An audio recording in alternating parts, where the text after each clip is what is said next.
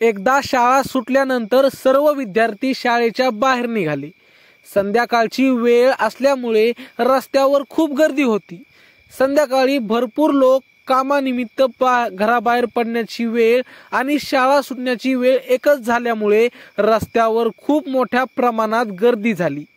अजय हा गरीब कुटुंबातील विद्यार्थी होता, पण तो खूप प्रामाणिक होता। रस्त्यावरून गर्दीतून जात असताना त्याला अचानक त्याच्या पायाला एक पैशाचे पाकिट लागले, कारण थोड्या वेळापूर्वी एका श्रीमंत माणसाचे त्या गर्दीत पैशाचे पाकिट पडले होते। अजयने ते पाकिट उचलले आणि बघितले तर त्यात खूप पैसे होते। अजय जरी पैशाने गरीब असला, पण मनाने मात्र खूप श्रीमंत होता। त्याच्या आईवडिलांचे संस्कार त्याच्यात होते आणि म्हणूनच कुठल्याही पैशांना हात न लावता तो परत माघारी फिरवला व शाळेत जाऊन ते पैशाचे पाकिट आपल्या मुख्याध्यापकांना दिले। मुख्याध्यापकांना अजयचा खूप अभिमान वाटला।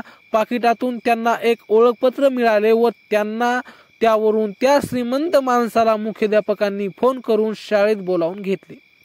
तो श्रीमंत मनुष्य शाळेत आल्यानंतर त्याने अजयचे खूप कौतुक केले आणि त्याचा प्रामाणिकपणा पाहून त्या पाकिटामधून काही पैसे अजयला दिले।